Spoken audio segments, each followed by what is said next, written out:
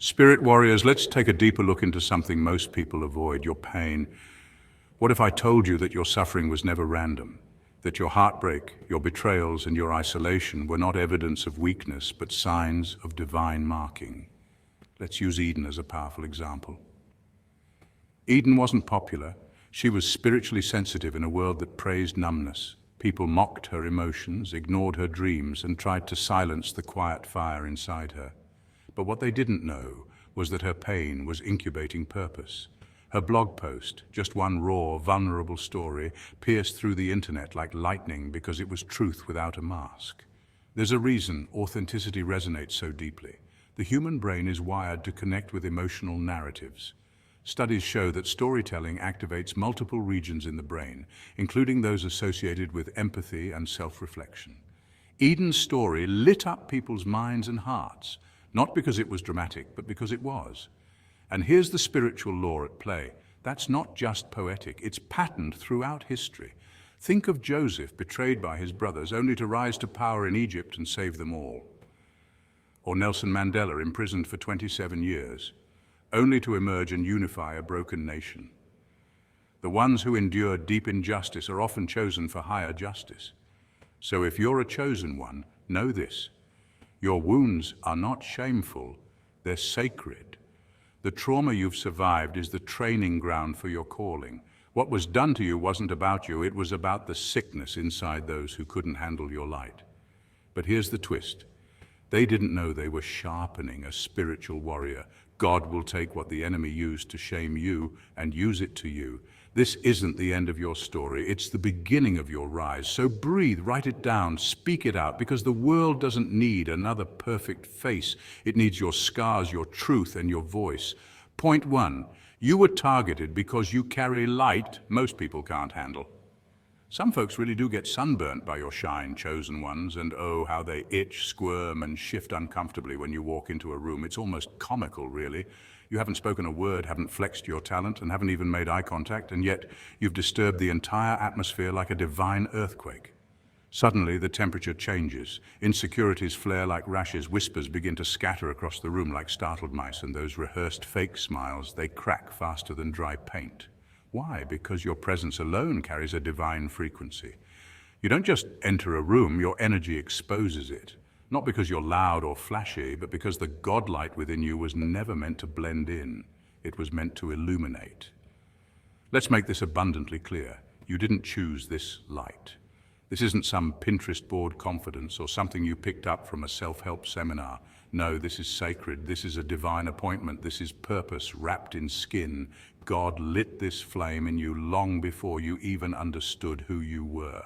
In Matthew 5:14, the Bible tells you straight, you are the light of the world. A town built on a hill cannot be hidden. And you've tried, haven't you? Tried to blend in, tried to dim it down, tried to silence your voice so others wouldn't feel so small. But even then, you still glowed like a lighthouse in the middle of their storm. But here's the uncomfortable truth. Not everyone loves the light. Some people are more comfortable in the dark. The light makes things visible, dust in the corners, cracks in the mirrors, motives in the heart. Your confidence reminds them of their doubt. Your peace highlights their chaos. Your honesty exposes their pretense.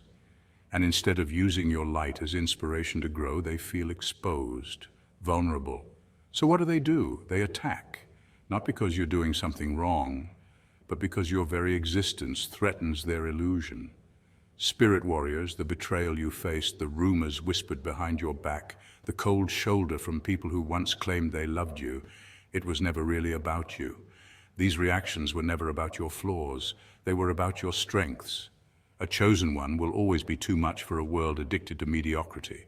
You didn't create tension, you revealed it. You didn't stir chaos, you exposed it. You didn't walk in with weapons, but your aura disarmed every lie in the room. And let's add some spice here. Ever notice how your presence irritates fake people like holy water does to vampires?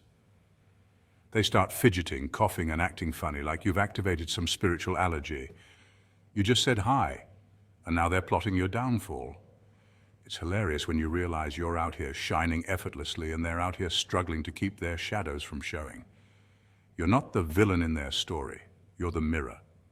And mirrors are hard to look into when you're hiding things. So what's the move now? Should you water yourself down, play small, walk on eggshells just to keep fragile egos intact? Nope, that's not your assignment. You weren't called to coddle insecurity. You were called to confront it. Let them squirm. Let them whisper. Let them try to figure out how you manage to smile through storms and walk boldly in peace while they wrestle with guilt, envy, and confusion. While they gossip, you grow. While they plot, you pray. While they form cliques, you form purpose. You were never meant to fit in. You were chosen to stand out. And here's the divine twist. The very ones who tried to dim your light, who rolled their eyes at your faith, who mocked your growth, they'll one day need the light they once ridiculed. It's biblical. Psalm 23:5 says, "You prepare a table before me in the presence of my enemies." Oh yes, your glow will one day guide the very people who once tried to bury it. That's how God works. He elevates you not just for your benefit, but as a lesson and a blessing to others, even your haters. So, chosen one, walk into rooms boldly, be unapologetically bright, laugh loudly, love deeply, speak truthfully, and stand firmly. The sun doesn't apologize for rising, neither should you. Keep shining because your light is doing more than you know. It's healing the broken, shaking the wicked, and reminding the world that divine light cannot be silenced. Point 2. Their sickness was jealousy in disguise. Jealousy rarely knocks on your door wearing a name tag. It doesn't always shout or throw shade in obvious ways. No, jealousy is craftier than that. It can show up wrapped in fake compliments or dressed like concern. It's the subtle eye twitch when you talk about your promotion. It's the forced "that's great" when you announce your new relationship, business, or breakthrough. It's the silence that echoes louder than applause when you win. Chosen ones, let's get real. Some of the people who surrounded you weren't supporters. They were spectators in disguise, watching and waiting, hoping you'd trip over your own greatness. And when you didn't, it exposed them. Why? Because your resilience, your creativity, and your unstoppable nature threatened their comfort zones. You see, it's easy to be around people who complain, who settle, who play small. But when someone like you shows up, glowing with divine energy and moving with quiet power, it forces people to look in the mirror. And baby, that mirror don't lie. Let's bring in a little science. Psychologists have long studied the emotion of envy, and what they've found is fascinating. Envy isn't just about wanting what someone else has. It's about feeling inadequate in comparison. The Journal of Personality and Social Psychology notes that people often project envy in passive-aggressive ways, withholding praise, making backhanded compliments, or suddenly distancing themselves when you succeed. That silence after you share your joy, that wasn't awkwardness, it was exposure. Your light revealed where they lacked courage, vision, or discipline. And instead of being inspired by your shine, they felt judged by it. That's not your fault. That's a heart issue. That's spiritual sickness. When someone can't celebrate you because your win makes them feel smaller, you're not dealing with a rival. You're dealing with someone in spiritual starvation mode. And spiritually empty people can't understand spiritually full ones. Your peace, it made them restless. Your anointing, it made them itch. Instead of asking how you got your oil, they tried to blow out your flame, but guess what? They were sick, not slick. And God saw it all. Every sly remark, every fake smile, every time they rolled their eyes behind your back. You didn't miss it, you just rose above it. You didn't stoop. And that's the very reason they couldn't beat you. God often allows the presence of your enemies not to destroy you, but to develop you. In fact, Psalms 23:5 reminds us, "You prepare a table before me in the presence of my enemies," not after they leave in their presence. That means they'll have to watch you eat, watch you rise, watch you thrive. So don't get bitter, get better. Let their regret be their teacher. You don't need to clap back. Just keep glowing, keep growing. Your elevation is your best response. Let your success speak in a language they can't deny. The very ones who tried to dim your light will need shades to survive your future. Remember, you didn't make them insecure. You just made them aware of their own limitations. That's not your burden to carry. Your responsibility is to keep your lamp full, your spirit clean, and your path forward. Jealousy may wear disguises, but discernment is your superpower. Use it. Keep your circle tight, your energy guarded, and your purpose clear. And when they finally realize that you always knew their intentions, that their fake love was never unnoticed, they'll feel exactly what they tried to make you feel. Exposed, but you'll be too far gone, too elevated, too wrapped in divine purpose to even look back. Chosen one, keep shining. Their silence spoke volumes, but your success will write the final chapter. Point 3, your pain was an activation, not a punishment. Spirit warriors, listen closely. This one's for you. What they did to you, that heartbreak, that betrayal, the rejection that made you question your worth, it wasn't punishment, it was preparation. You were never being pushed down to be kept small. You were being positioned for something greater than you could imagine. And here's the truth they never told you. Your suffering was never about shame. It was about shaping. Every lie spoken against you was a divine chisel carving discernment into your soul. You didn't just learn who to trust. You learned how to trust your own intuition. That gut feeling you used to ignore, now it's razor sharp. That's spiritual intelligence. Psychology even backs it up. Studies show that trauma survivors often develop higher emotional awareness and empathy. Translation?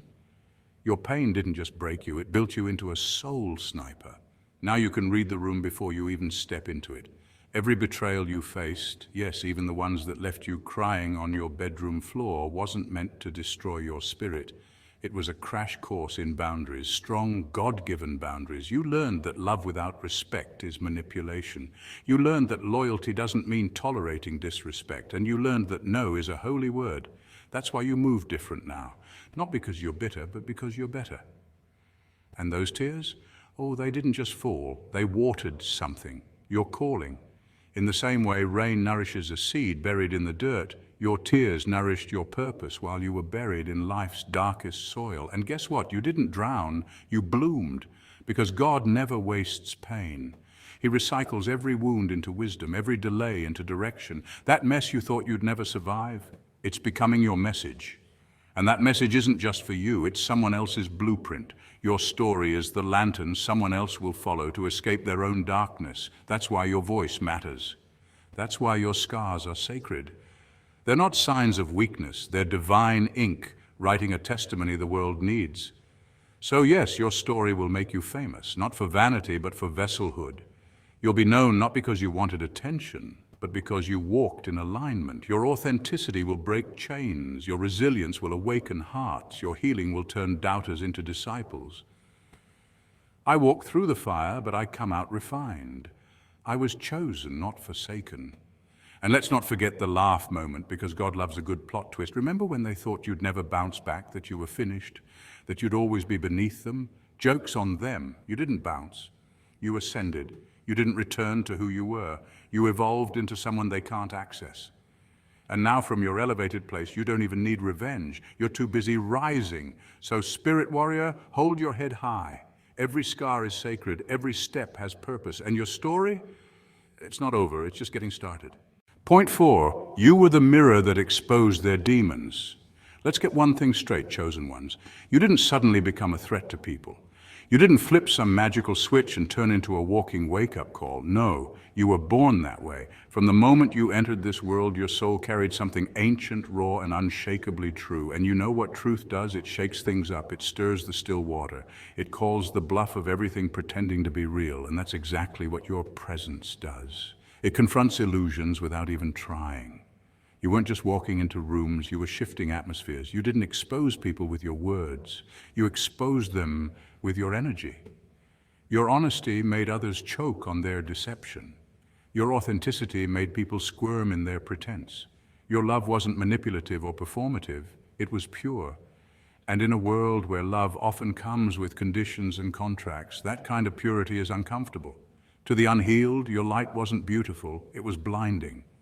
Here's the spiritual twist. You didn't provoke their demons out of cruelty or confrontation. You didn't dig through their emotional closets or shine a flashlight on their wounds. Their demons were already there, lounging in the dark. You just reminded them they had healing to do. Your soul acted like a mirror, reflecting everything they'd tried to bury. And when that mirror was held up, oh, they panicked. Some people don't want healing, they want hiding. And when someone like you shows up, honest and wholehearted, their ego doesn't see it as inspiration. It sees it as a threat. That's why they tried to gaslight you. They couldn't attack your truth, so they tried to make you question it. They couldn't dim your light, so they tried to make you shrink it. They whispered behind your back, lied in your name, and played mental chess hoping to break your spirit. But guess what? You didn't fold, because here's the divine setup. When God marks you, no smear campaign can erase you. When you walk with truth, you don't need a defense lawyer. Your fruit speaks for itself. And while they sat around trying to rewrite your story, God was busy elevating your chapter. They said, "You changed. Nah, baby, you just outgrew the dysfunction.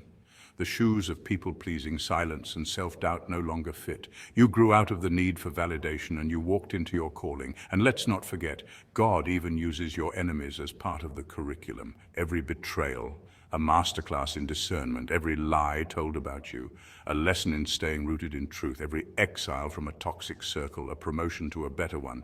They thought they were punishing you by walking away, but they were really pushing you closer to purpose." That's divine comedy right there. Now here's the funny part.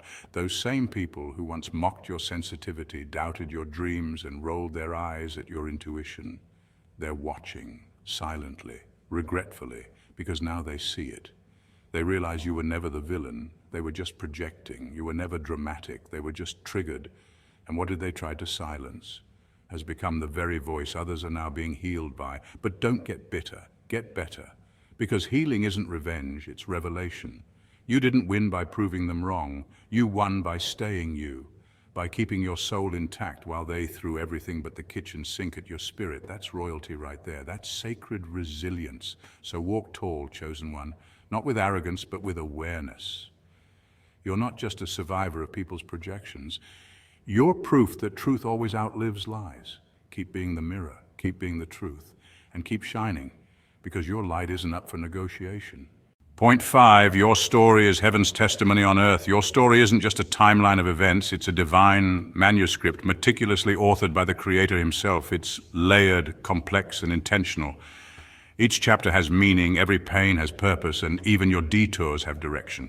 You may have thought those dark moments were pointless, that the suffering was wasted, but heaven doesn't do meaningless. Every chapter of pain, that was a revelation waiting to happen.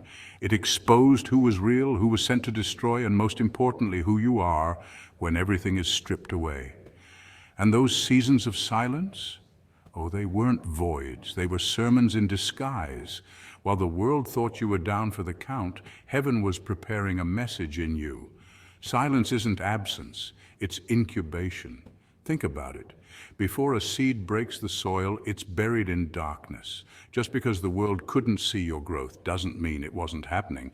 In fact, that's when the most spiritual transformation occurred. You didn't just survive the silence. You absorbed wisdom, cultivated inner strength, and developed spiritual depth that can't be faked or taught. Chosen ones, your life is the evidence that God still rescues, restores, and redeems.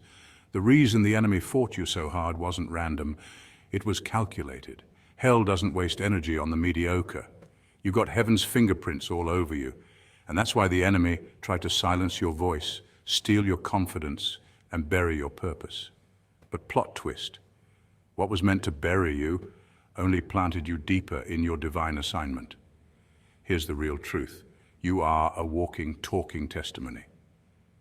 When people hear the truth about what you've survived, abuse that should have broken you, narcissists who tried to erase you, depression that pulled at your soul, they won't pity you. Oh no, they'll praise God through you. Because your survival wasn't just physical, it was spiritual warfare won by divine intervention. You carry scars, not as signs of defeat, but as symbols of spiritual victory.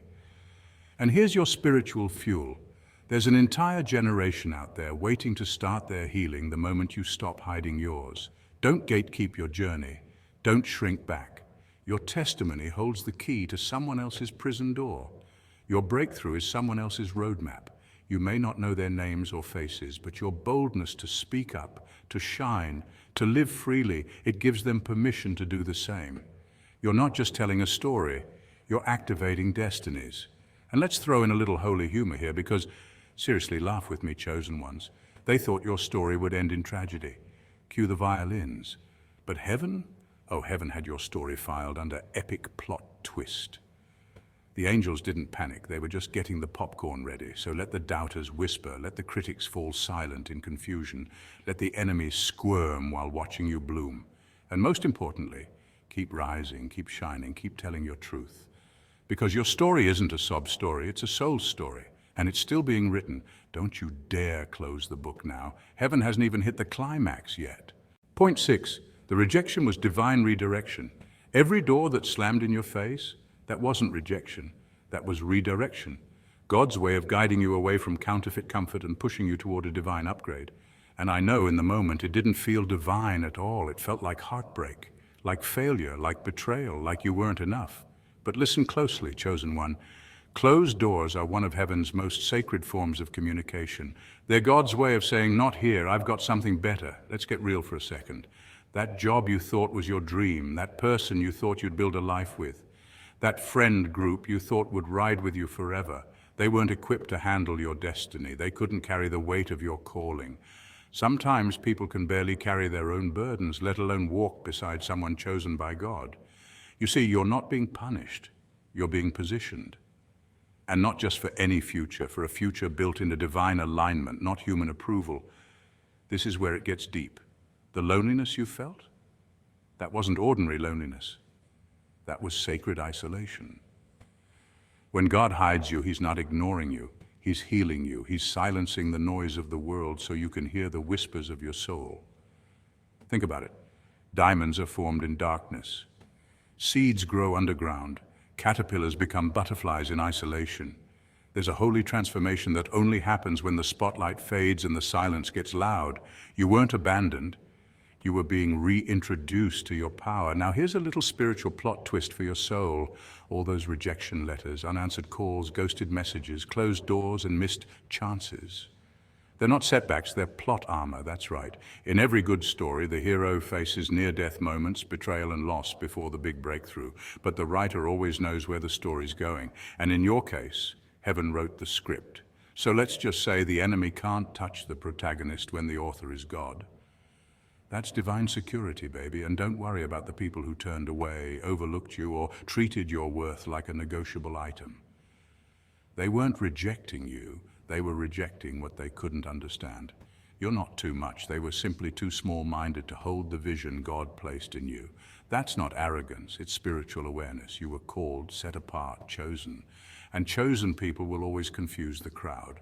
So stop mourning the chapters that ended. Stop questioning why they didn't choose you. Instead, ask yourself this: why did I ever want to stay in rooms where I had to shrink to fit? Your story was never meant to stay in chapter 3 when chapter 10 is a bestseller. Trust the closing doors. Trust the plot shifts. God's not done with your story. He's just getting to the good part. Chosen one, walk with your head high and your spirit grounded. The detours, delays, and disappointments didn't destroy you. They defined you. You are not forgotten. You are not overlooked. You've been repositioned for divine elevation. And guess what? When God brings you into alignment, everything that once felt out of place suddenly clicks. So the next time a door slams in your face, just smile and say, "That's cool. My GPS just updated." Because the real destination, oh, it's beyond what you've imagined. And every no was just setting the stage for your holy yes. Point 7. Now you're rising, and they can't deny it. They watched you break. Now they're watching you build. There's something undeniably poetic about resurrection. The moment you rise from what was meant to break you and become a living testimony of what divine favor and unshakable faith can build. You were once the story whispered behind closed doors, the one mocked, doubted, and discarded. People rolled their eyes at your vision, belittled your voice, and dismissed your calling as delusion. But the same eyes that watched you fall apart are now glued to your every move, because they're witnessing your rise. It's wild, isn't it? The very mouths that gossiped about you, the ones that said you'd never make it, are now stumbling over your name in conversations they swore you'd never be part of. And here's the twist: they're not cursing anymore, they're blessing you unintentionally. Why? Because when your name reaches headlines, when it's stamped on best-selling books, introduced on major stages, or spoken from the lips of those you once admired, something shifts. Your story, once deemed tragic, becomes inspirational. You went from "who do they think they are" to "how can I get in touch with them?" That's what divine transformation looks like. You're not just healed, you're reborn. Not just surviving, you're thriving, spiritually upgraded, divinely equipped. You no longer walk in wounds, you walk in wisdom. What they thought was your breaking point was actually your breaking open. And now, you're building a life so powerful it silences every critic and humbles every mocker. No bitterness, no revenge, just grace and growth on a divine level. Science even backs this up.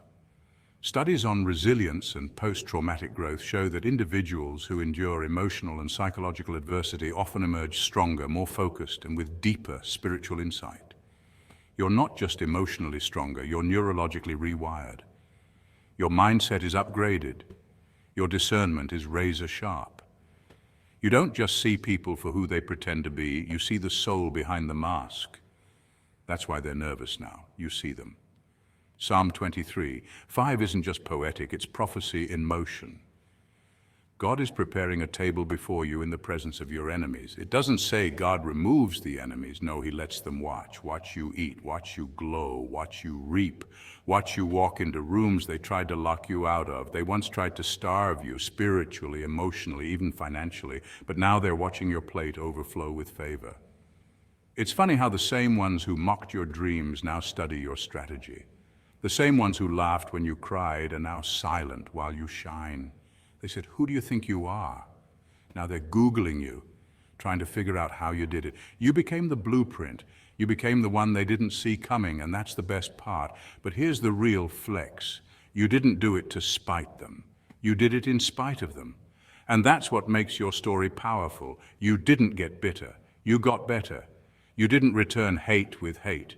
You returned it with healing, with purpose, with divine proof that no weapon formed against you could prosper. Not because you're invincible, but because you're chosen. So let them watch, let them whisper, let them sit in the shadows while your light expands.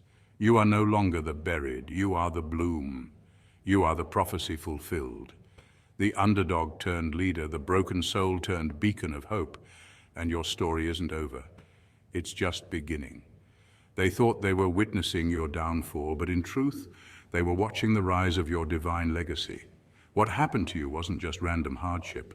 It was spiritual warfare designed to break you, silence you, and bury your voice. But chosen ones don't stay buried. Your scars are not shameful. They're proof you survived a battle most can't even name. In biblical terms, Joseph was thrown into a pit by his own brothers, but that very pit became the path to the palace. Like him, your suffering was never the end of the story. It was the setup for your calling. Your voice, once dismissed or mocked, now carries power, healing, and truth. The very story they tried to erase is the one God will amplify to awaken nations. You're not rising for fame, but for divine purpose, so stand tall, speak boldly, shine brightly. You're not broken, you're becoming unforgettable.